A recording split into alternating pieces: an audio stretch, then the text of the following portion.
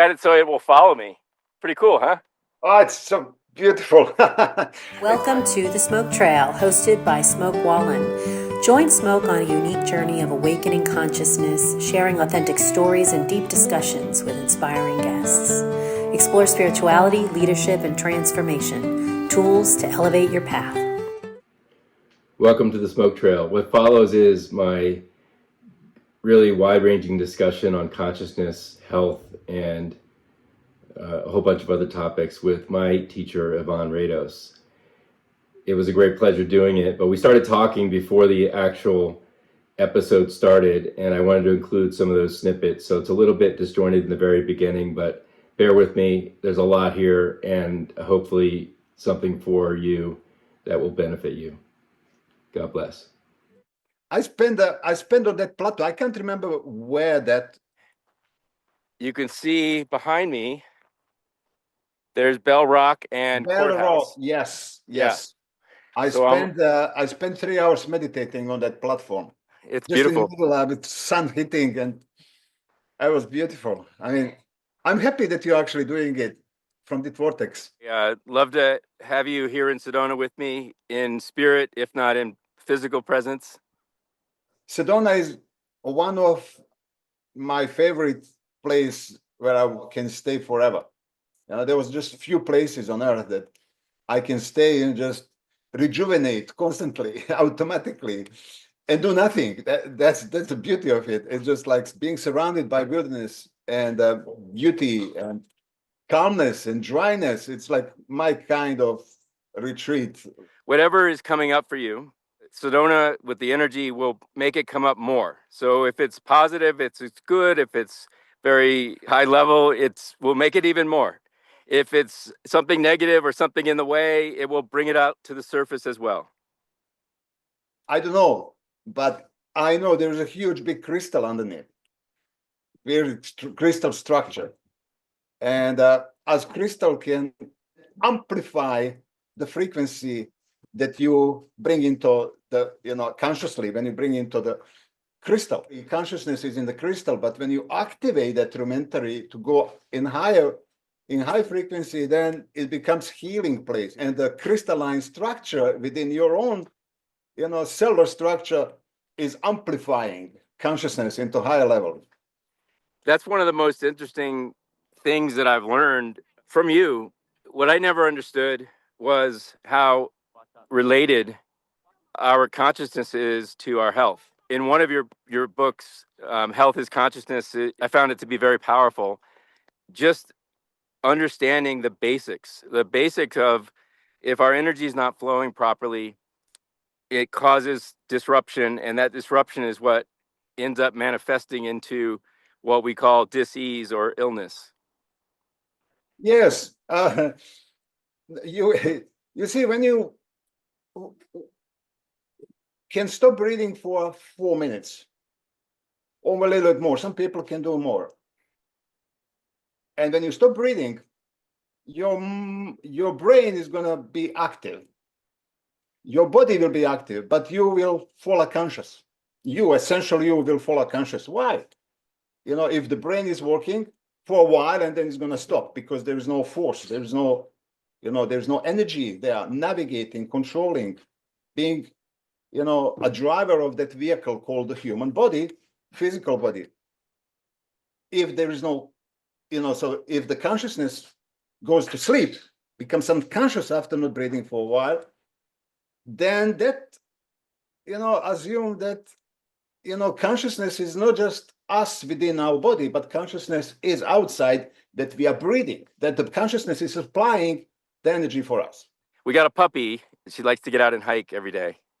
What's beautiful about puppy? Anytime you come in whatever state you come home, puppy is going to be happy. Your wife might be miserable, but your dog is a dog, male or female. Unconditional love.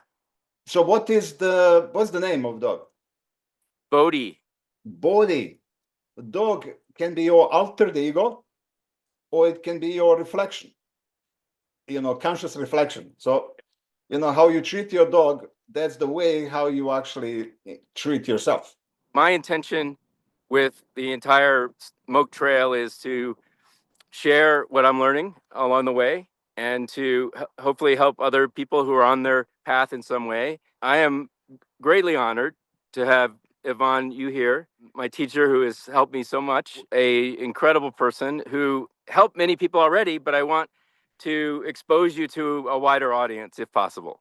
It's a great honor to have you here to hopefully share a little bit of your wisdom, maybe ask a few questions that might be useful for me and for others. All right, let's go. To me, the two books that I believe are the most relatable to many people or a wide audience are Create Yourself and Health and Consciousness. Mm. And I say that because I think some of the later books, which I love The Mystery of Love. It's a beautiful book. I wrote my my endorsement, which you nicely Yes. included on the cover. So I love the book. It's beautiful. You already have to be at a certain level of consciousness to appreciate the mystery of love at the level that it's being put out, I believe. With Health and Consciousness, I think there's some very specific and tangible things that anybody who pays attention can benefit from. One of my things that I didn't understand before I met you, and that book and our work together has helped me understand how important and how direct relationship between our consciousness level and our health, how important the energy flow is to everything. We were talking a little bit about it, but I'd love you to maybe elaborate on it a bit and just share a couple thoughts on it. All right. Thank you for this question. Now you are making me think. Usually I don't think, but only when there's a need, and there's a need to explain something here. I don't know whether you know about that, but when I was 13, 14-year-old, I was failing school. I was born in former Yugoslavia, and our education was not education, it was indoctrination. Like, because they were putting information, thoughts, ideas, beliefs in us instead of us forming it our own way, because we came here to learn about who we are. So when I give you the idea who you are, then you lost the track. There's separation, disconnection, and then all kinds of deviations and distortions happen in that field of existence, which is your field. We call it, individual universe. Your individual universe is the same as any other universe with any other being with a soul, with a consciousness, and with our whole. So I was really curious into study something that is not part of education, which is considered weird, strange, mystical, occultic, call it esoteric, everything that is out of this reality. I was in a way obsessed, but I never really believed in anything I was reading, because my first book was a Castaneda when I was 9 years old, and I was failing so many lessons. Some incident happened in the school that I said, I don't want to be part of this. I'm gonna just look after myself. It was not selfish reason, but I had to do it in order to survive. Communist country, my parents were dysfunctional, and I was feeling not grounded. So, and for me to jump into that unknown was absolute safety, which is real funny. I was so safe learning about anything, but not learning and accepting the information, as I said, believing in it. If it resonates with me, then it stayed. I don't complain. I never complained about that or contemplated about that. It just stayed there. And knowing that at one point is going to be a reference point, whatever I experienced within myself, and that's the true knowledge, then I'm going to know it forever. Like a bike, you ride the bike, you can't forget. So anyway, aged, as I said, 12 or 13, I got a book. I don't know how it came to me. It's just like a miracle. It just appeared in my hand. I don't know who gave me, whether I bought it, whether I went into a library, or I don't know, whether I got a present. And the book was Astral Travel by Barbara Brennan, I think. And it was how to lift your astral body and through use of sacred geometry, mainly tetrahedron and diamond shape, octahedron, and all kinds of other levels where you spin it in your vision while meditating and just spin it, spin it, spin it. And there's a procedure there. And then at one point, you might or might not, it depends how serious you are and where your consciousness is and whether you're ready for that or not, or whether whether you're allowed to go there or not. I lifted my body. It's like I was flying above my body, physical, on the ceiling and looking at my physical frozen body. It was wow. I felt so free. I felt so connected. I looked above. It was a garden. I was 12, 13. I was jumping the stones, climbing like a Tarzan, and just going around nature. And I was like inviting me to go and explore. And I said, oh, what about my physical body? I looked at my physical, and then that moment, the thought came. It was not me inviting, it's just I could see the thought coming and overwhelming me with something that I don't know what. And then I start shaking and trembling. I realized I'm in fear of going up there. I have to go to my body. And then I got immediately, with that fear, I awakened to my body, and the vision came. Immediately, vision came with a huge, big library full of my books. And I asked the person in that vision, asked the person who was looking after this librarian, how many books you have here? He said, only 23. I said, wow, but I can see millions of books. He said, yeah, but only 23 books. They're a copy of these. I said, wow. And who is the author? He said, you. I said, me? Me writing a book? Never. I was failing Serbo-Croat language in my country, my language, my mother tongue. How on earth I'm going to write a book? And then I just forgot about it. Said, no, everything is possible, but I'm not going to decide anything. If it happens, happens. If it doesn't. So many years passed by. The war happened in my country, and Lana and I, my beloved, we went to England just a couple of days before the war. And then at one point, I was having exhibitions. I'm an artist, and I had a residence in some international art community in Halifax, Northern England. And then I don't know how. It just like I woke up one morning and said, honey, I have to write a book. She said, Ivan, don't. I said, but in English. She said, please stop. I'm not going to participate in that. I don't want to suffer. I said, no, you don't have to suffer, but I have to do it. For I don't know what.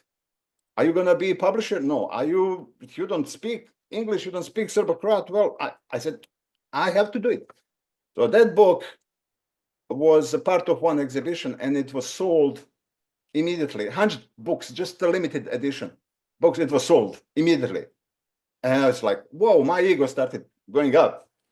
But I had to, maintain my ego. Otherwise, it will be really, kick me hard. And now, just like a couple of years ago, I said to my beloved, honey, have you noticed? I don't really, I don't write, but it seems like anytime there's that urge to express myself, I will go and just throw it without me thinking I'm writing a book, and it will be thrown. And that was my second book that you are talking about, transform your life through sacred geometry, meditation. And it was a book that really got big attention. It's a powerful book. There's so much wisdom and so much just incredible things in it. I experienced it with you. So you talk about soul fragmentation and soul retrieval. Exactly. And how we can invite first we have to recognize that we've had fragmentation, then we can invite our soul to come back, our full soul to come back, but it doesn't have to. It has its own choice. And I experienced this with you. We with a number of ceremonies and exercises and lots of work in between. I experienced that something I didn't realize. I had soul fragmentation for sure, and you helped me bring it back. Of course, we are all here in forgetfulness. So, and the whole story, life story, is how to remember. You know, it's all how to remember. You're here to remember. We are all here to remember what? You know, just who we are, not what we are, but who we are. What we are is the consequence of, answering the question, who am I? Now, so yes, so that book was really big success. And I decided after that, I immigrated to Canada and decided to open some kind of healing workshop. And I was running it almost every month from my little tiny studio. Only 12 people could fit in. And I could accept 12 people. At one point, I think it was my 10th or 11th of workshop, Constance Kello came. And she is the president of Namaste Publishing. And I was presenting, my workshop was about healing. And it was funny title of the workshop is 10 Healing Non-Commandments.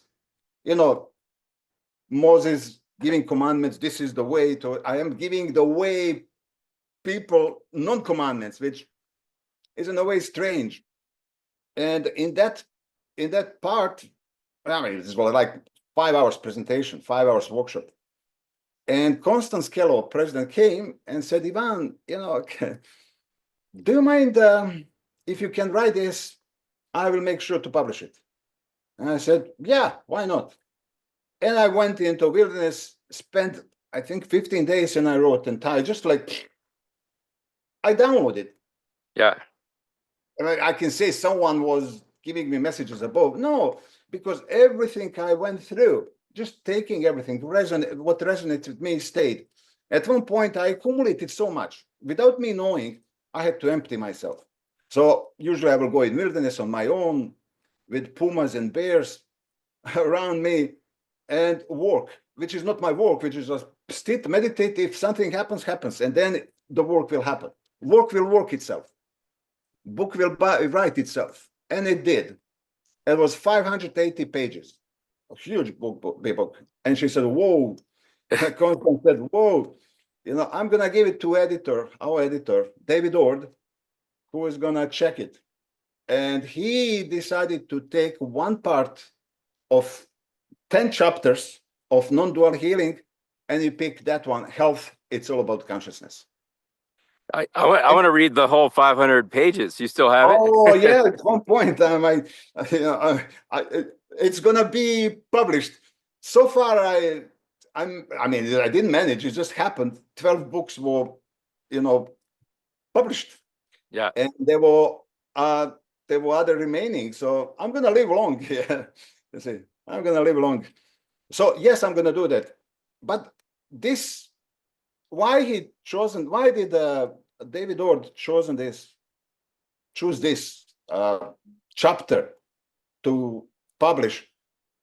That's the beginning of understanding what healing and what consciousness is. On that level where people are not really into spirituality and all of that meditation, and finding nature of reality, finding who we are and what's nature of reality, then it's understandable. And it's a stepping stone to really deep dive if you have this urge to go in any directions you want. So it's really important for me was to give the message to people about what the healing is. We all talk about healing. We all experience what is disease, what is sickness, what is illness. We are so much attached to illness, but we are not attached to health. When we are healthy, we forget health. It's like we are on top of the world. But when we become diseased, then we start worrying. And then we actually allow our mind to take over. Consciousness goes to sleep, and that's That's where separation and suffering and disconnection with ourselves, our soul, and reality overall. So it is really important to understand what is healing. And that's the point of that book. What is healing? When you understand what is meditation, then you can meditate. People are meditating, they don't know what meditation is. How can you do that? You see what I mean? So, well, one of the things that I have learned, and part of it was from that book and from you. Part of it was from, I think, David Hawkins, some of his work and other work. It's all blending together now because I've done a lot of work, as you know. Is we have experience, we feel something. It's an energy, and we name it something. Oh, I have a headache. Oh, I have a stomach ache. Oh, I have anxiety. Oh, I have fear. We name it something, but it's just an energy. And what I've learned to do is recognize the energy, not call it something. Question, what is it? Try to put my conscious on it. And as I do that, it usually dissipates and it goes through and then it's gone. And I've now been able to do that with, yeah, as you know, when we first met, I thought I was pretty healthy, but I was actually suffering from many different things. You said, "Hey, you've got you might have some problems." I had a lot of, symptoms. I have none of that anymore. yes, of And course. it's all gone. Everything, gout, everything. I mean, I lost a lot of weight, as you know, and just all of that stuff's gone away. And even now, where, I really don't get sick, but there was some kind of stomach virus going around, or some kind of stomach flu that Anitra had that I started to get, and I was like, okay, what is this? And I just did the same thing. I didn't call it anything. I just felt the energy, and it went away within 8 hours. She had it for 4 days, but mine went away very quickly. But I didn't name it. I didn't call it anything. I didn't acknowledge it. I just said, okay, it's something. But okay, is there something I have to know? Is there something I have to release? Is there something I have to? And it just went away. Yes, because your physical health and well-being is dependent on your mind, the way you think. And we don't think. Thinking are thinking us, or the mind is thinking us, or mind is giving us idea or the way to think, be attached to that process of thoughts coming and going and being lost in that equation of consensus, create a reality that is distortion. So we live in distorted reality, outside and inside. We label things, we assume, we project, we desire, we expect, we demand. I mean, all these equations are not equations from the soul, because soul does not demand anything. Soul simply is. And but the soul is the field for the light to travel through. So let's say soul is the infinite field of infinite possibilities, while the consciousness is that tiny little possibility that is trying to figure out its own existence in that field of infinite. So that's why we are here, to infinitely understand our infiniteness, and when we understand that, then you become ordinary. In that ordinariness, you have a consciousness, and consciousness is not the mind. Consciousness is attached, embedded into mind, into equation of thinking. Who am I? What reality is? That conclusionary aspect. We build personal self-dogma. Also, our self-dogma is linked with the dogmatic aspect of society that is in relationship with our dogma. It's actually the master of our dogma. We think, oh, my life and my way of thinking is unique. No, it's the same with entire humankind. Everyone is thinking the same thoughts. And you don't have any thoughts. The thoughts are not yours. They are social. They are recyclable. I can give it to you. You can give it to me. Yes, so all the thoughts. Well, and it really is. And that's where the disease is, not being at ease with who and what you are. Yeah. So. And the thoughts, that was hard for me to understand, but I now have an appreciation for it. And the thoughts are really come to you at whatever level of consciousness you are. So if you're in shame or in anger or in fear, those thoughts are the same. If I'm an alcoholic or I'm addicted to drugs or I'm in a very depressed state, those thoughts are almost the same. Substitute a name, substitute a situation, but it's the same. As I go up and I become clear of those things, and I'm not stuck in those lower levels, and I'm able to just rest in love and unconditional love and non-judgment and peace, those thoughts are coming to me too, but those are different thoughts. Those are more peaceful. Like they're pleasanter thoughts, but they're still coming through that field. But it's whatever level you are, those thoughts are just flowing to us. That's right. So I got reminded now of one master who said, Zen master, who said, and his disciple asked him, this master, sir, what is the mind? And he said, there's no mind, and only thoughts. And the person said, so are the thoughts real? And the master said, no, they just appear real because you are attached to it. So there's something greater, there's something more beyond the thoughts, beyond that abstract mind, who is illusion, who is invention. Mind is invention, invented by society in order to communicate, designate, or create. Yeah, those aspects are all in consciousness as the natural self. As it's like a flow, like a flower cannot do anything but release the smell, release the fragrance. Like sun cannot do anything else but spread the plasma in the universe freely. That's what it is. So the consciousness is beyond the mind. And why the mind is formed, why do we attach ourselves so deeply into mind and diseased ourselves? We become not at ease with who and what we are. Because of denial, everything is interrelated. So loving others without loving oneself is denial of your own existence.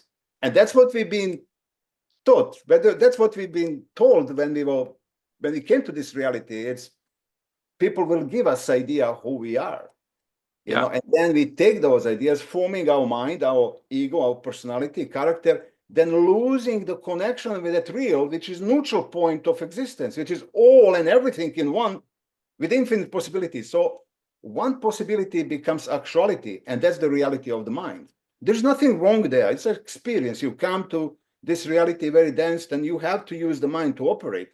But you have to create a mind, not a society or early upbringing, your parents and surrounding giving you that mind. And that's something that we can talk some other time. But what I want to say here is that denial is the cause. Denial creates tension. When you deny who you are, your own self, your own infinite nature, all of that which is inside and outside as one, then you deny your own existence, and then tension is created. And tension, any tension, is disease. So you, as you, elemental, existential, essential you cannot be in tension. It's absolute relaxed state of being. You can call it enlightenment, like we are all Buddhas. In sleeping, we have to awake. And we are sleeping because we are thinking. And that's the dream. That's the thing. There are no mind, and the thoughts are there, but they are not yours. They are social. Even that is illusionary. But we give that life to that illusionary aspect of society as real. Society is not real. It's composed of individuals. Every individual is unique, but at the same time, the whole. We are all one. So what is the healing in all of that? Healing is consciousness. It's always healthy, always present, always in well-being. And when you're not in your consciousness, then you are diseased, meaning then you are caught in thinking that's not yours. It is mechanical aspect of indoctrinated you in order to survive in this reality and navigate through these experiences to learn something. So consciousness and health cannot be put into different categories. It's just talking the same. Health and consciousness is the same. We are breathing health. We are breathing ourselves all the time. We are breathing God, everything that is, and we are breathing everything that's not outside. Breathing in everything that is, breathing everything that's not outside. There is this rhythmical aspect of these dualistic equations. They are interrelated, interlinked, together. So, and when you are not in that togetherness with yourself, you are in denial of yourself, then you become diseased. And then it's very hard to come to the health, because you have to really dive deep and follow the procedure, which is dedication to yourself, dedication to the practice, and removing all the obstacles, all ideas, all the thoughts that are coming and bombarding you with, go with me, accept this, believe in this, that you become neutral and retain that consciousness that is just being present, celebration of life, acceptance of all that is. We call it love. So it's love for all and love for yourself and everyone else. And when you don't Yeah. love yourself, then you are diseased, which means you are the mind and the thoughts and all of that. I mean, don't make sense here. I mean, it's like, I Well, know no,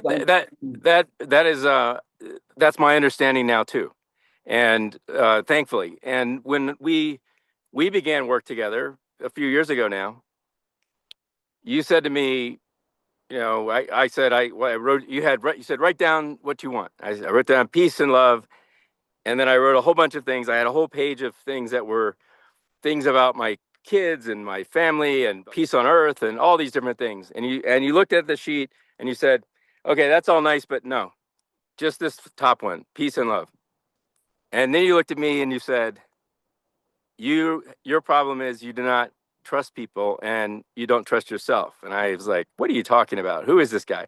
So what I realized was that I didn't love myself. I didn't accept who I was, and I was the worst critic I could ever be to myself.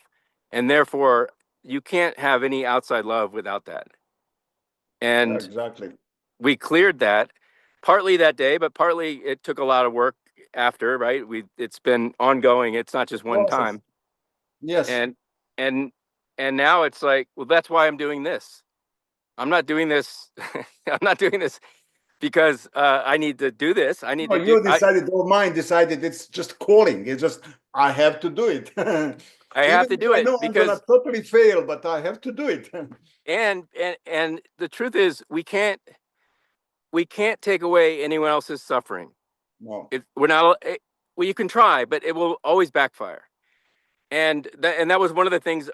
As I started to feel better and feel great, and then I felt bliss and happy, and I wanted to help everyone. And I've come to now realize that I do want to help everyone, but I want them to help themselves. And one of the things to do that is to help show them what is truth versus not. And that's why we're doing this. You see, with that first session of ours, when I bombarded you with all kinds of questions and navigating you, guiding you to one place, and that one place, and only one place that can repair all the dysfunctions and damage or disconnection from the real. We live in simulation. So when you awake, and then you realize, oh, I lived under the dome. I was controlled. I was kept like a livestock, you know, a cow. They can extract milk from me, my energy. And the energy extraction is when you release it unconsciously, when you release your emotions. I mean, emotion and the emotional energies released on this plane of existence is very valuable assets in the universe. With all other species, they really thrive on what we release. You see, another topic. So anyway, but you know, to be healthy is to accept yourself in your totality. If you can accept yourself in your totality, you are in love with yourself. And when you are in love with yourself, only then you will be in love with everyone else. If you are not in love with yourself, then you are in murky waters there. You know, there is a hate and love, which is not purity of love we are talking, call it divine love. It's a love with conditions.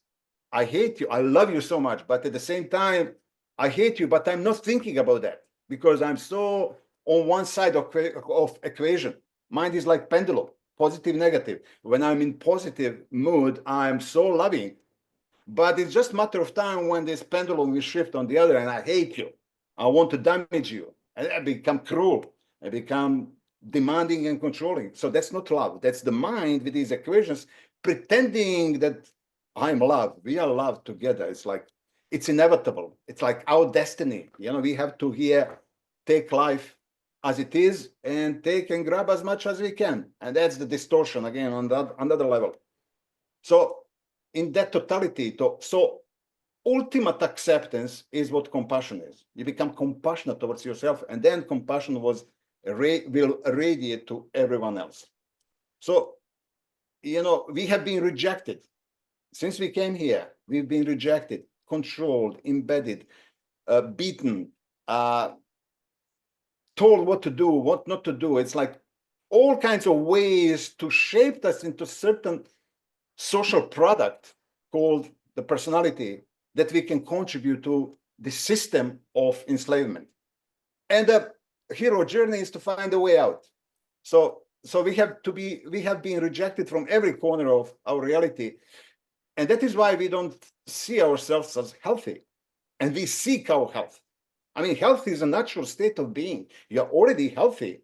But with this disconnection and the trauma and stress and tension, we are looking for things that is real in outside, forgetting. Well, and Ivan, to that point, I don't think most people, before they go through this process, don't realize everything that we absorb goes into our subconscious. And so if we're watching television and we're watching violence, or we're watching movies that have violence, or we're watching a commercial and it's talking about a disease and a medicine that will cure it, a pharmaceutical ad, all of those things are implanting in our subconscious that it's real.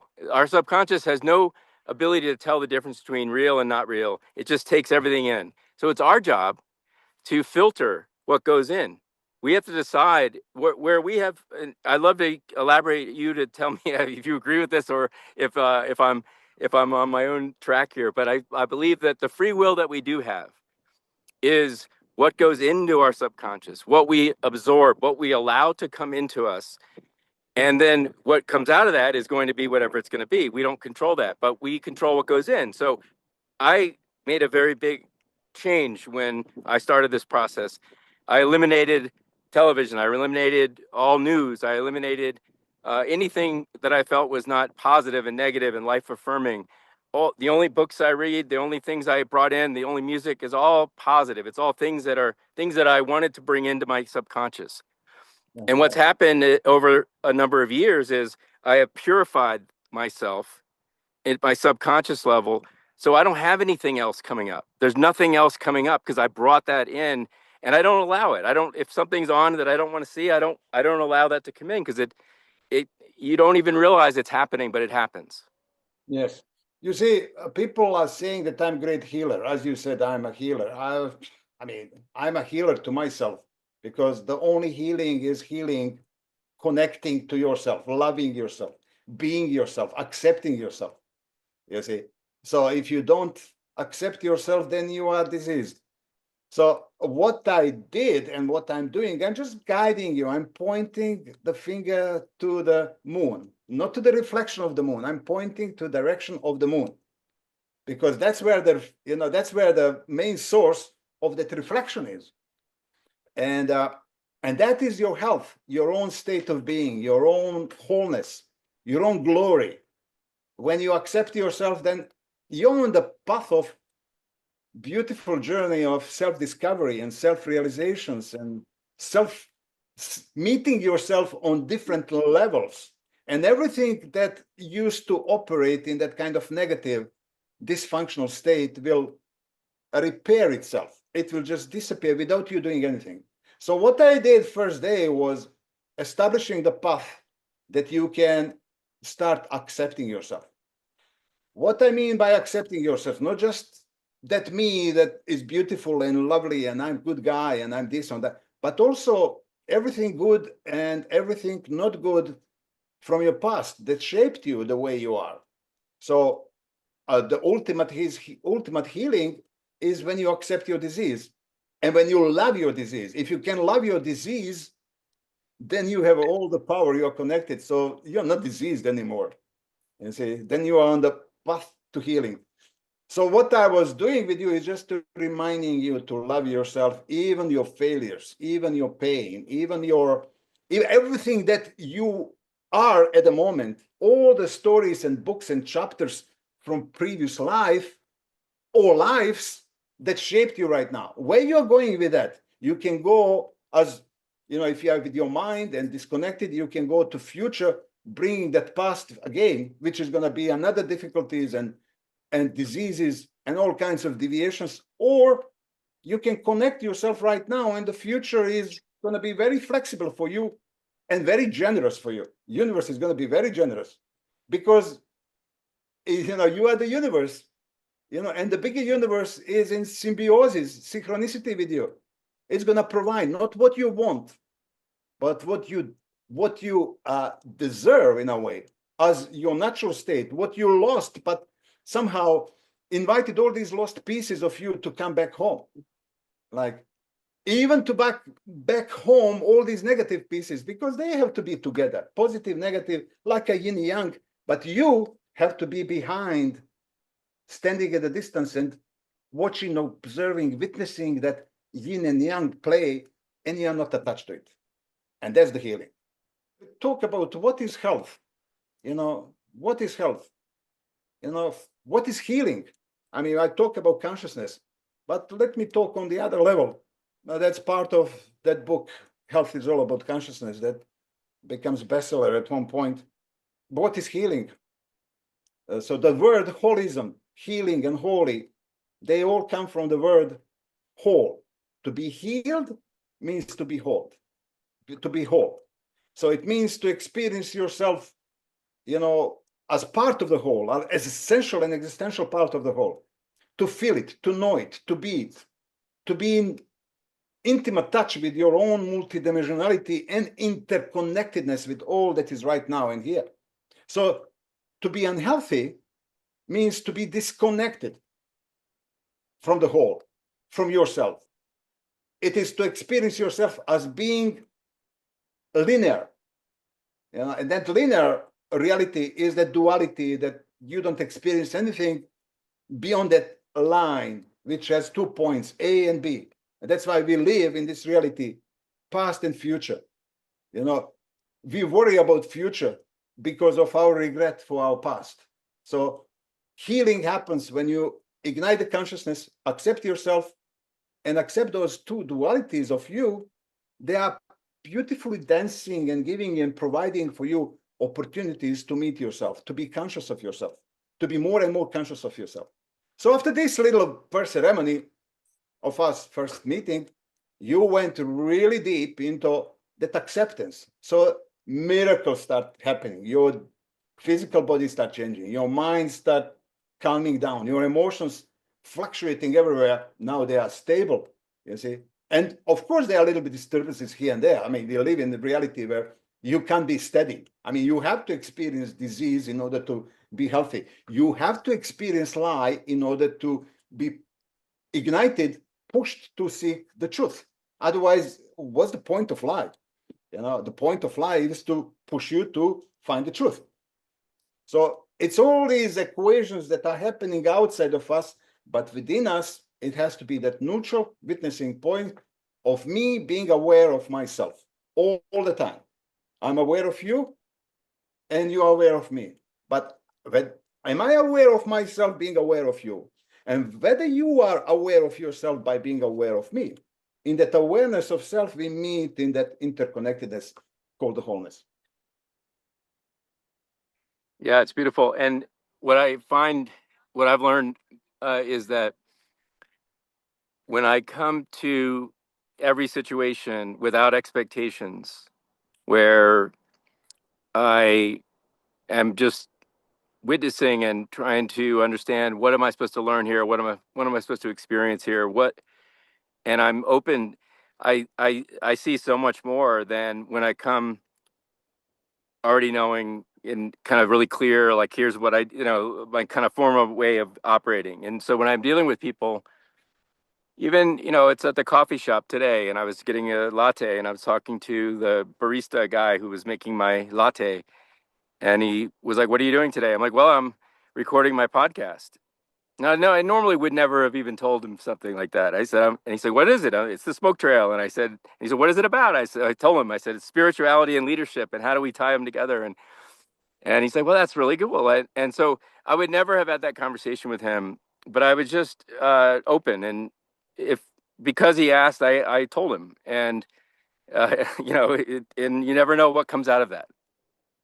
Of course, brother, because now I can see when my work is done here, I'm so proud of you that you are thinking from your heart, not from your mind. When you're thinking from your heart, which is the feeling of being present, feeling of no restrictions, no fear, no anxiety, just being humble, open, vulnerable. I mean, why not? If I say that I'm podcaster, then it's like people will see as I'm praising myself, or I'm hunting for the clients, or fishing for money, or whatever, material goods, recognition, all of that. No, it's not. From this place, it's just pure sharing. I'm just sharing my innocent nature, beautiful, wandering nature. I'm so excited doing it. Yeah. You see, and that's where the pure life is, when you live your life right now in here. So being present right now in here, you are humble. And when you are humble, then you are in the process of healing. You are not in denial. You are not in rejection or the fight. You are in total acceptance. Then the healing happens naturally, spontaneously. And then everything that you experience is going to be really valuable assets to your overall expansion of your consciousness, which is the expansion of the universe. So, but we live with so much burden, heaviness of our past. And our past is nothing else than unfinished experiences. They got embedded into our psyche, our mind, where we unconsciously think about it, while on semi-consciousness, we have a strong will or desire, or we are so eager to do this or to do that. Actually, we don't know what we are doing, you see, because every experience that has not been lived properly, accepted, integrated properly, whatever the experience, positive, negative, it doesn't matter, trauma, difficulties, happiness, weddings, parties, doesn't really matter. If you have not lived fully, you will repeat that experience in future, or the experience will present itself for you to be accepted fully, meaning that part of you that lived over there a long time ago, and was supposed to go through the experience, now piece of unresolved experience got stuck in your own thinking. That becomes denial of yourself. It becomes hardship. It becomes struggle. It becomes confusion and blindness.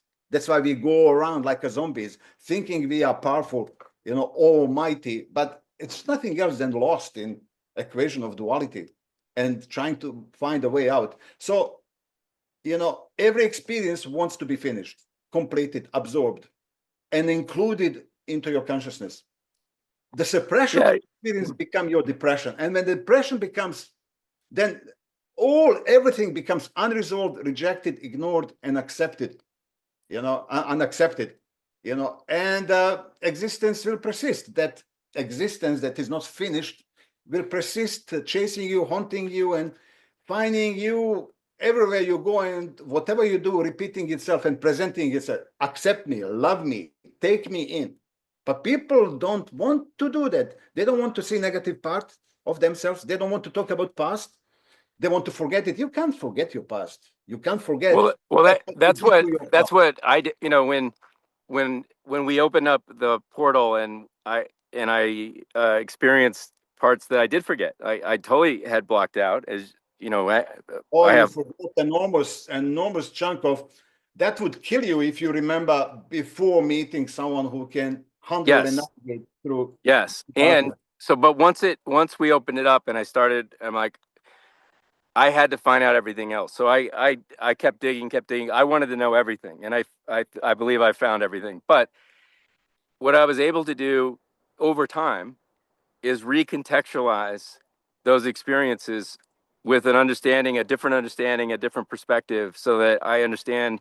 And I actually, as you know, I went through this process of forgiving everyone and everything and myself and everything that happened, but also then getting beyond that to a point of really there's nothing to forgive. You know, the reality is, you know, things were done for reasons that I could learn things, and the people doing them were in ignorance and not knowing what they were doing, or they were just animal reacting as machines, and there was nothing to forgive really. So I've gotten to the point that I've completely recontextualized everything, and what it's done, Ivan, is given me the ability to hold space for really anybody, any trauma, anything that someone has that they're struggling with. As a result, I think I've shared this with you, but more and more people just come to me with some problem, which in the old days I would be like, hey, let's go get a drink and change the subject. Today I'm like, okay, well, tell me about it. And it's not to have sympathy, it's not to take the burden of their problem on, but it's that I think their higher self knows that my self has healed and can hold that space for them to listen and to hear and to reflect back on what healing looks like. Yes, brother. You see, I'm going to a little bit shift somewhere else. You see, the mind, we started talking about mind. Is there any mind? No, only thoughts. Are the thoughts real? No, they're compensation for lack of awareness, for lack of presence in the moment of now. You're not being conscious of yourself. You are conscious of everything outside. In that consciousness of outside, without addressing the person who is conscious of that, including yourself in that conscious aspect of relationship with things, call it, and nothing, with think and nothing. You see, with this relationship has to be formed and in a way of interrelating, interconnecting. As I said, negative and positive are together. So the mind as illusionary aspect of us, as controllable aspect of us that put us in the prison called life, you know, the mind through unfinished experiences is giving you a future full of desires and expectations and hopes. You know, every hope is hopelessness because future can never happen. It cannot happen because right now is life and you're not present in now, you're present in your past. So when your past is acting and giving you ideas and impulses and thoughts and action, what to do, then you are immediately transported into future as expectations, desires, and hopes. That's why I said hope is hopelessness, because it's not gonna give you real, it's gonna give you another projection. You see, so every hope is hopelessness. If you bring awareness into unfinished experience stored in your mind as memory, and you accept that unconditionally, I'm just repeating this, unconditional, meaning not taking sides. Oh, I love this, I love that. No, I just like, I don't know what is real here. I know it's a real play between those two aspects, but I'm just neutral observer of it. And that neutral observer is innocence, simplicity, you know, compassion and humbleness, all of these aspects that are coming as a reflection or resonating from ultimate love that you are. Yes. So, and the healing is simple formula that I was applying with you all the time is allow, accept with gratitude, and let go. And I told you, brother, so many times, just say thank you. Just say it's simple. Yeah. It's like, just say it's not politeness, English politeness. Thank you. No, it's just a real thank you.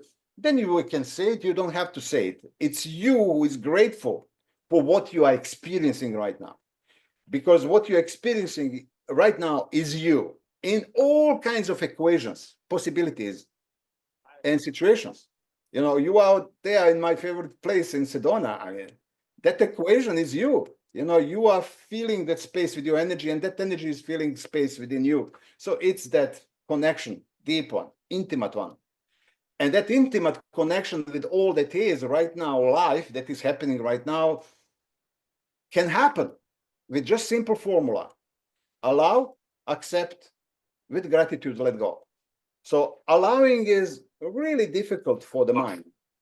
Mind cannot allow anything. Mind is going to judge and allow this piece, that piece, but mind will never allow fullness of the experience of things that is within us or presented to us as situation or happening, you see. And that's why if you can accept ultimately everything that is where you are, who you are, what you are at the moment, with no preference point, with no trying to change this way or that way, move it, just fullness of acceptance, then you are tapping into that life that it's healing you, not you healing yourself. Because your body is self-healing mechanism, you see, and then it's gonna heal and give you more space and more freedom and more energy to go deeper into experiences of life, you know, and deeper levels of mystery that we are as we are. You see, so being aware of yourself is the pivotal moment, you know, and pivotal, call it state, tool, way to come to the real you, truthful, loving, beautiful you that is always in the process of healing. So healing is not a state, but it is a process of your consciousness steadily flickering and moving in that equation, like a now is flickering. Now it's here, now is not. And there's another now, the same as previous now. No, there's another now, the same as the previous one. It's a continuation of this moment flickering. So our consciousness is flickering all the time. But if you can make this flicker steady, being aware of yourself, when you are aware of yourself, that's the flicker. You're aware of other people. Consciousness is flickering. Consciousness is dreaming. It starts bringing the light when you pay attention to yourself. So everything has to be included within yourself. You have to be conscious of yourself all the time, and that's where the acceptance, full acceptance of who you are happens. And the healing is inevitable. It's a process. Whatever happens, I'm okay. You see, I never got sick, really, more than 10 minutes, 20 minutes. The longest was 15 years ago when I was for a day really sick. And Lana said, "Are you going to die?" I said, "I'm sinking into darkness, my son, my honey." So it's not that I don't want to. I totally accept. And I just asked my body, that's not me. It is mine, but I'm not my body. And also, I'm not my mind. It is part of me at the moment. But when I go and die from this reality and go somewhere else, I don't take my mind with me. I take the frequency, what I learned, what I experienced, what I've gained with myself, and then bring it to that reality. So I abandon this mind. I mean, it's not abandoning it. It's just like it's being disconnected naturally because I came to the truth. So illusion will just simply disappear. So the mind will go into social. All the thoughts are going to be dismantled, and I'm going to go there. So, well, I think Ivana, that makes now to me perfect sense, and I my flicker is more constant than ever before, right? And it's always a process of reminding myself, and because this reality is so intense, and it does the senses and the visual and the feeling, it all comes at you, and so it's very easy to get lost in it. So I appreciate everything you said, but one thing that I wanted to kind of to bring out is that if anyone is watching and they're this far along, they're obviously on the path. They're on some path, because we're not going to have listening to us. They are. yeah. So they're not going to be. So they're already on the path. So, but you know, I run, as you know, like a lot of my friends are very successful. You know, they run companies. A lot of, you know, your clients, those kind of people, but you know, very successful and very in the material world, have done very well. And if they're on the path, which is wonderful, and my objective is to help anyone who's on the path with their path in any way that I can be, to point them in the right direction. But one of the things that I see all the time, because I'm in it, is there's so many outside solutions that are coming at us, whether it's this diet or this supplement or this practice or it's plant medicine or it's energy healing or it's sound bath or it's these new technologies and all, there's all kinds of new technologies and peptides and various things that you can do that help improve your health. And I'm not against any of it. Much of it can be useful and helpful. So it's not reject it. No. But if everything you're doing is searching and seeking outside, you're missing the point. You don't need any of that. You don't need any of those practices, any of those things, if you get what you just said right, if you get the consciousness right. Now, can those things be helpful? Yes. Is it better to eat organic food and to drink protein shakes and to get out and exercise and hike on these mountains than sit at home and eat potato chips? Of course it's better. But the most important thing is consciousness. Like I can't, and I have decided the ice cream that I love is good for me. And so I get to eat it whenever I want, and it is good for me, and it's perfectly fine. It's perfectly fine. You see, there are two kinds of people on this earth. One it seeks health outside, and one that accepts healing within, inside. It's not seeking health inside; it's accepting. There are two ways. And those are very rare people. You are one, I am one, and there are others I know. But more and more people are awakening to that power within, which is you are the healer. You are healing. You are the medicine, and life is a ceremony.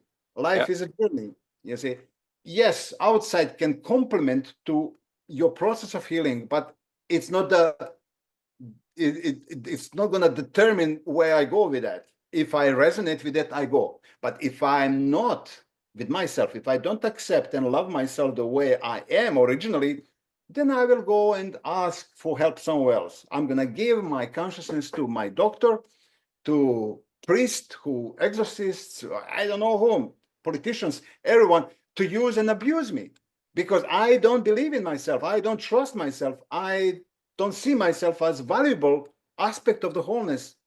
And that's what indoctrination is. That's what mind is. And diseases are formed from that point. Well, you know what you told me early on, and I don't think I understood it then, but now I do.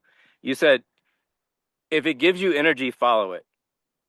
You said, go where your energy is. And so he said, if it makes you excited, then do it. And if it doesn't make you excited, don't do it. And he said, you told me, don't do anything small, do big things, but only if it makes you excited. And if it doesn't make you excited, stay away from it. Say no.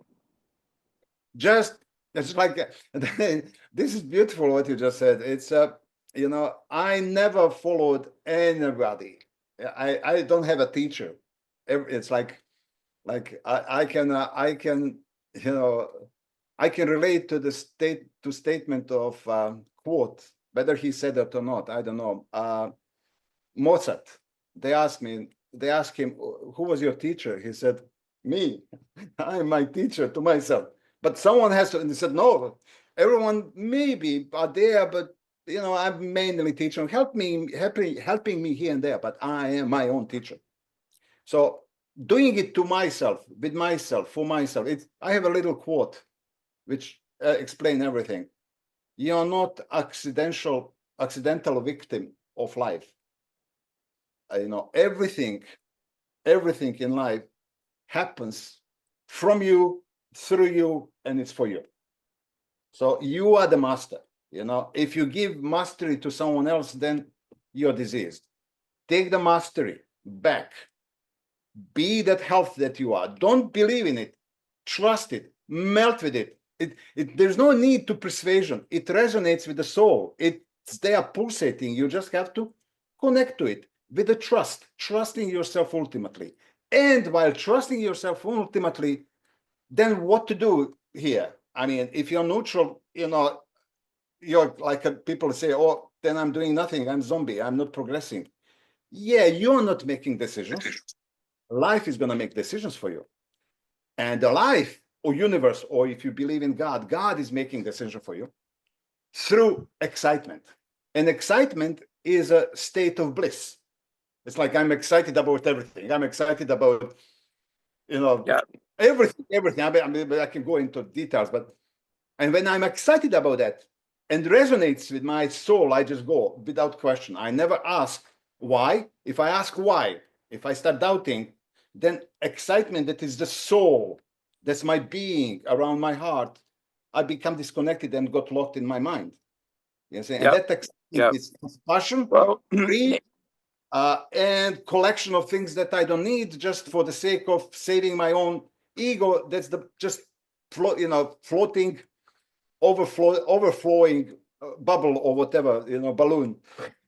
well, one thing you said, I'll reframe. You said you had no teachers, but you actually told me that your son was your greatest teacher, and we all have teachers, right? But they're not, maybe not in a robe and who's very enlightened. It's a teacher that is there to reflect something to us, right? Of course, one situation with my son Kai, he was 4, and Lana and I, we were in argument, discussion, very like Italian. It's like everywhere. It's like everyone's talking, no one understanding each other, but everyone understands each other. And we were talking about the reason for life of cockroach. What's the reason? I mean, Lana she's scientist, I'm not. So she's logical, I'm somewhere else. And I was now imagining, I said, our talk. And I said, but it could be some reason. I mean, and I was trying to find a reason and I could not find any reason. And we were talking about that. And you see, I'm right. And Kai was listening and said, silly mom and dad. That's what he said. Silly mom and dad. And we looked at him and said, he was playing with his Lego or whatever. And he said, the reason for cockroach's life is their being. Being is the reason.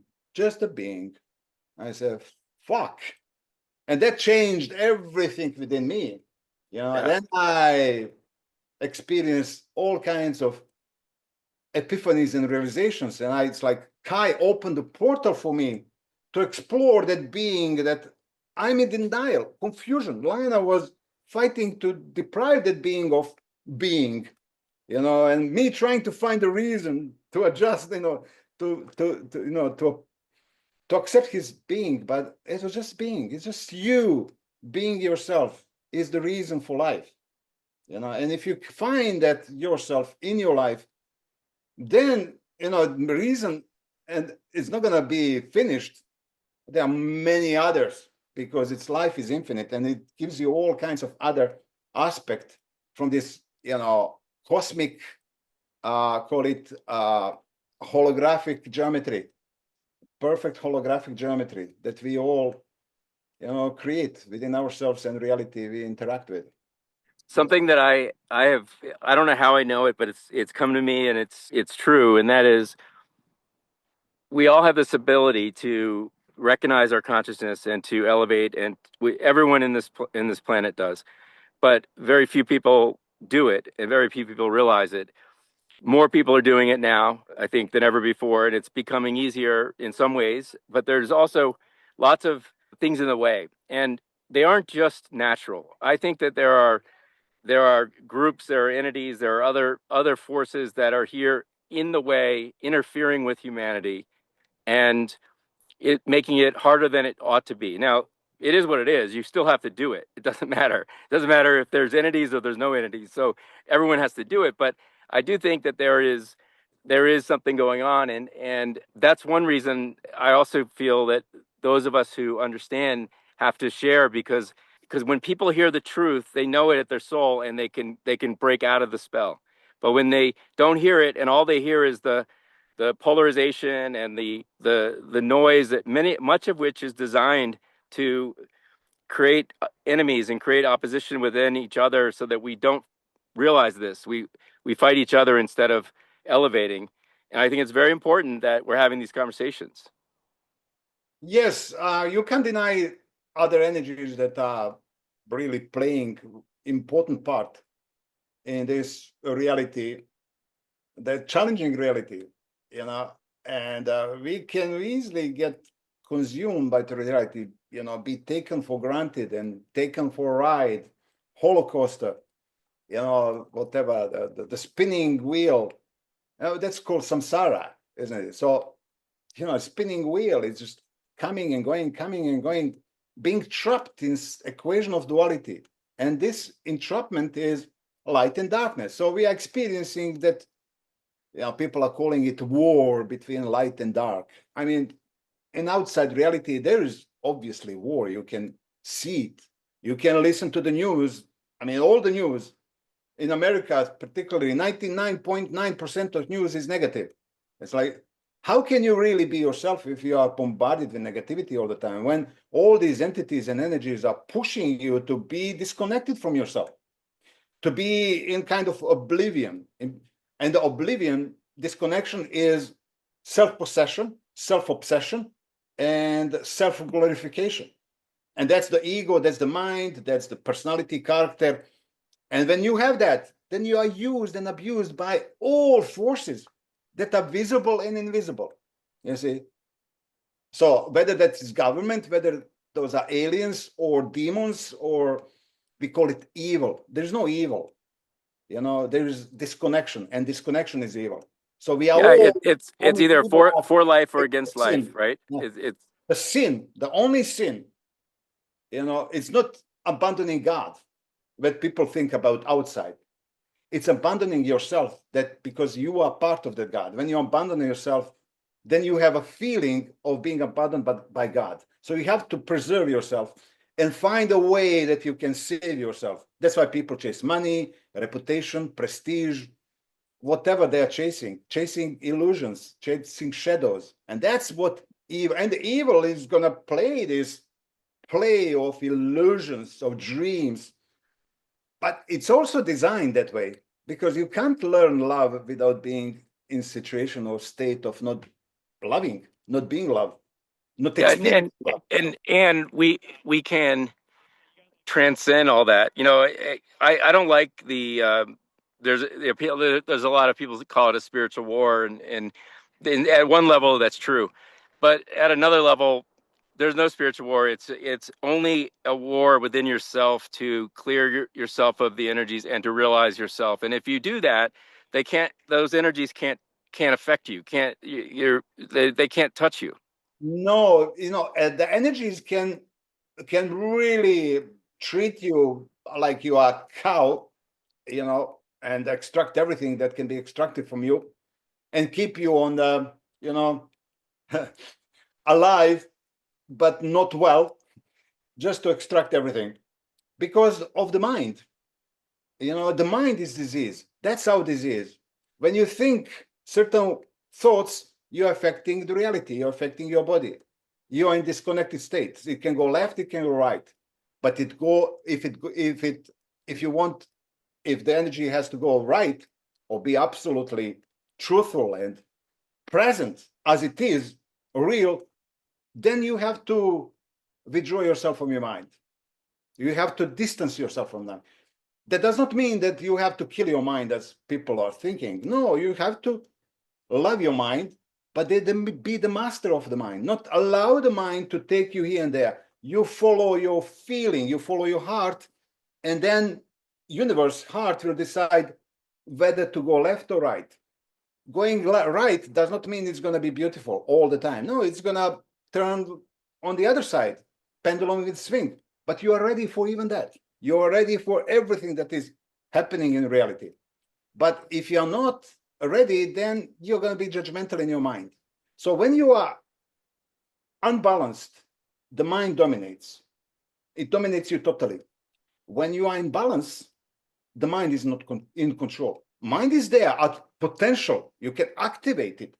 And when you activate the mind, it's only for that particular thing you wish or desire or need, whether to accomplish something.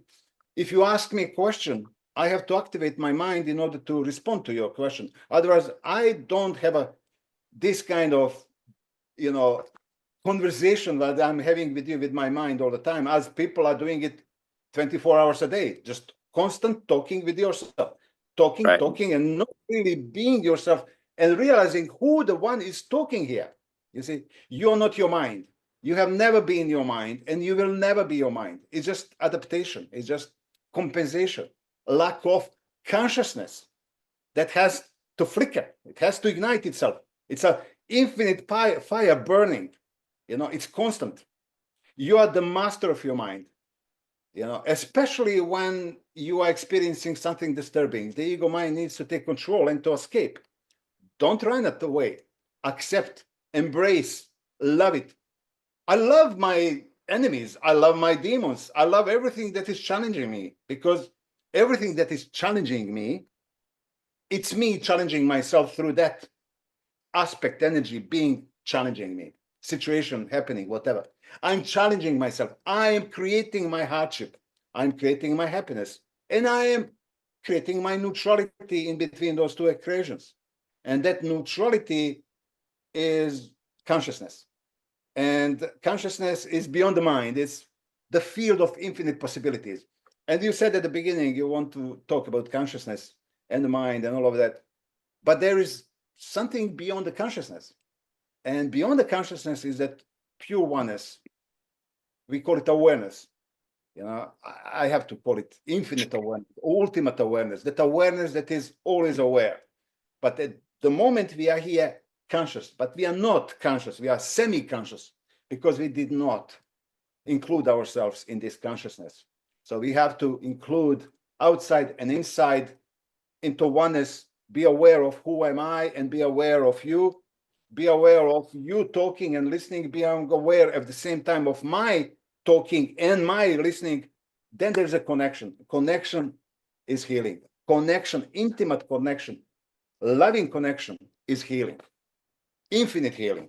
And that's your consciousness. And that's the middle point, right? That's the middle point. Yeah. That's the middle point. So make a conscious choice, make a conscious choice at this point not to allow yourself to engage in deep thinking. When you not to be engaged in deep thinking is just being aware of your thinking. Oh, there's a thinking there. It's just like, who is thinking here? Ask the question. Am I thinking? Who am I? Who is the one who is saying I'm thinking? Who is that one beyond that who is saying I'm thinking? I mean, we can go and split this cake into so many layers and eat it and, crave more and more, but it's never ending. You see, it has to end at one point. As you said, I'm more myself. I'm excluding everything. I'm more including. So I'm not this political inclusion, but ultimate inclusion. And inclusion, like in Sanskrit, there are three genders. There are three genders. It's not LGBTQ and whatever. It's male, female, and neutral. Neutral is not male or female. It's a pure consciousness, being conscious of itself, attaining awareness. Awareness of what? Of nothing, no thing. Because only when you attain no thing do you come to think. Material existence comes from immaterial existence. What is real is coming from that what we consider unreal, but is more real than what we think that's real. So beyond duality, beyond all equations, positive, negative, is the middle point of observer, of witness, of someone who is watching, not thinking. It can think, but just watching. If something is real in that happening, what you're observing is going to be embedded in you. It's going to come home to you. It's going to be completed. This soul that you seeded yourself, your soul is everywhere, but you're not aware of that everywhere. You're only aware of here, but not of now. That everywhere is now. Here is this reality. So when you become aware of here and now, here and there, absolutely aware, neutral in your awareness, then you become ultimate, that you attain that what we were talking about, that called ultimate consciousness.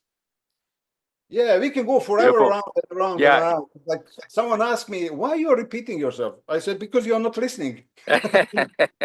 Well, my friend, I will, first of all, thank you. Really appreciate it. I think this has been awesome. We could have many more conversations, and I hope you will join me and talk further about different aspects of things. And I look forward to going on a retreat with you and helping others. We're going to do later this year. And so if people want to get a hold of you and want to learn more about your work, the website is Intronaut, yes? Yes, intronaut as like opposite of astronaut. Intronaut is the person who travels within. My name, ivanrados.com, and all other social medias. Just type Ivan Rados, you're going to find something. If you're going to find something. I would highly recommend, and especially health and consciousness, and Create Yourself is incredible. And then the other books, The Mystery of Love, the latest one, is a beautiful book as well. It just depends on where you are in your journey, but I think they're all really useful and helpful, and I've gotten a lot out of them, more out of being with you in person. And then just recently I talked to my beloved and said, honey, have you seen that my books are getting more complicated? And I know she said, but you can be very simple and you're going to succeed. I said, but that's not my goal.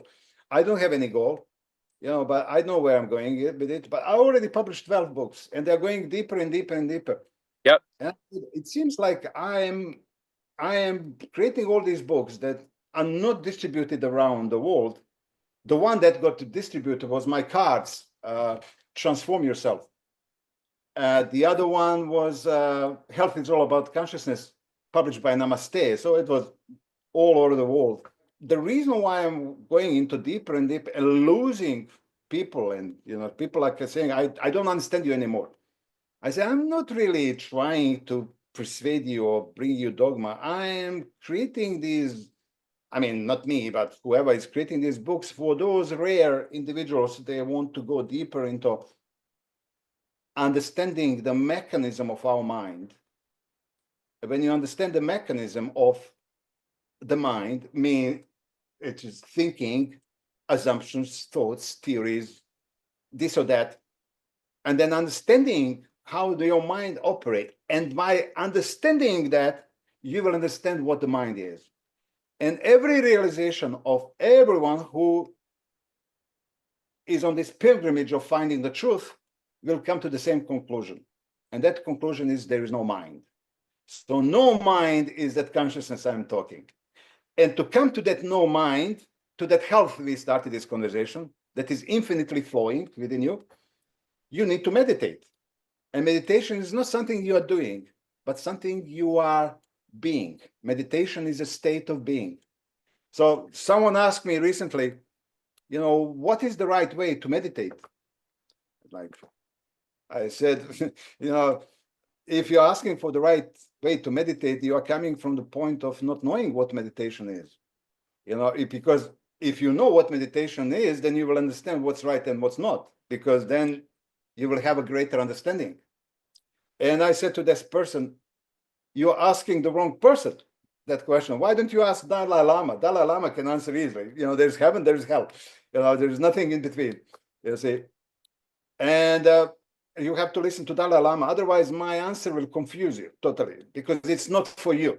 It's for those rare individuals that tap into it, not because I'm promoting it and it's in bookshelves and it's like all over the place praising my books. It's just over there. If you intuitively are attracted to it with your excitement to read it, something is going to happen. It always does, because there is a jewel in it. There is some little seed that is going to grow within you, because I cannot really give you the truth. I cannot give you healing. I can point towards the path where the healing is and the truth is, and that's you. I can only point the finger to you. Every question you ask me, my answer will be this one. It's you. Ask me any question, I'm going to say, that's it. Is there any evil in the world? Yes. Where is that evil? It's over there. Yeah. Oh, I can also say it's here. It's that evil and good, it's within us. And if we allow this battle to go there, we are going to shift and be so mesmerized and confused, hypnotized. But if we distance ourselves and see these equations ticking, not being those little equations that the thought energy is shifting here and there, going up and going down, and just watching it, then we will find that neutrality, peaceful. It's rising above the polarity. It's rising above polarity. and then you can see it. being in polarity, but attaining that non-dual point of being. And that's where the infinite consciousness is. So, yeah. Thank you, my friend. So just let me just say just one word. If I talk about right and wrong, always are the right ways, and also always are the wrong ways. And if you say that there's a wrong and a right way, there's a wrong and a right way to meditate, you're in the duality. So don't ever decide what's right and wrong, because that's the real stone in your shoes that's going to give you hardship if you try to do it. You have to take these shoes out, and life is going to be comfortable. If you just say life is, whether it's right or not, who am I to decide? You see, I have to live it, because there's no other way. Life is full of these right and wrong, but I'm not making those right and wrong decisions. But even if I make wrong decision and I fail, that's the right decision and the right attainment. Because if you learn from this, of course, it's an absolute decision, ultimate decision that doesn't come from the mind, but it comes from the excitement, from the feeling, from divine, from you that is infinite and glorious as you right now in here. Yeah. Thank So you. I'm going to finish this, brother. Yes. Thank you. Thank you. Thank you. And I will see I you love again that. soon. I love that scenery behind you. Yeah. Just a couple of meters away. If you would just move your camera over there a little bit. Oh, yeah. Oh, yeah. Stop. Between those two bushes over there, close in the middle, I was sitting and meditating for 3 hours, and I was sweating, but I could not get up because there's a really wicked energy over there. I say wicked, it can challenge you, but it's so blissful, but it can challenge you. You have to be alone. You have to be alone there and sit and meditate. It can be a little bit scary if you go deep into meditation.